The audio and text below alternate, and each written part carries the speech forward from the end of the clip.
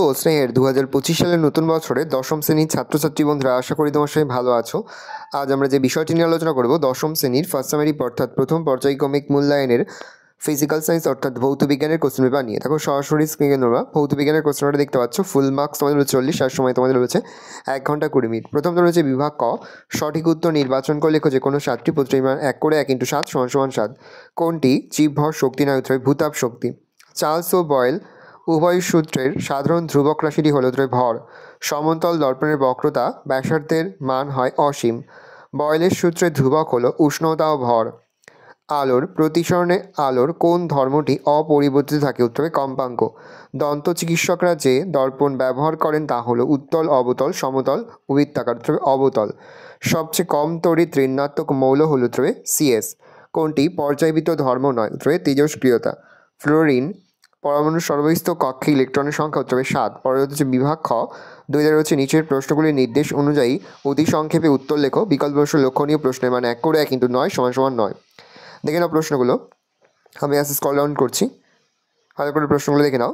এখান থেকে যে কোনো 9টি প্রশ্ন তোমাদের উত্তর করতে হবে। অধিকাংশ প্রশ্নের সঙ্গে কিন্তু অথবা প্রশ্ন দেওয়া রয়েছে, ভালো করে দেখে নাও। দেখো তারপরে তোমাদের রয়েছে বিভাগ ক, নিম্নলিখিত প্রশ্নগুলির সংক্ষিপ্ত উত্তর দাও। বিকল্প প্রশ্ন লক্ষণীয় প্রশ্নের মান 2 করে 2 × 6 = 12। প্রথম, স্ট্র্যাটোস্ফিয়ারকে শান্তমণ্ডল বলা হয় কেন? ভালো উত্তর দেখে নাও। অথবাদি রয়েছে বিশ্বষ্টায়ন বা গ্লোবাল ওয়ার্মিং কী?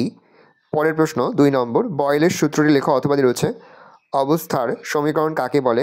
P = RT সমীকরণ আরকে সর্বজনীন গ্যাস ধ্রুবক বলে কেন? দেখে নাও উত্তরটা। প্রশ্ন, লেন্সের ফোকাস কাকে বলে? অথবাদি রয়েছে হর্ষদৃষ্টি বা মায়োপিয়া কী, কীভাবে এই ত্রুটি দূর করা যায়? দেখে নাও। পরে রয়েছে পর্যায় কাকে বলে? পরের প্রশ্ন রয়েছে সমযোজ্যতা কাকে বলে? পরে রয়েছে যৌগগুলির মধ্যে কোনটি তড়িৎযোজী ও কোনটি সমযোজী লেখো। অথবা রয়েছে ক্যালসিয়াম অক্সাইড তড়িৎযোজী না সমযোজী লেখো এবং ইলেকট্রন ডট গঠন দেখাও।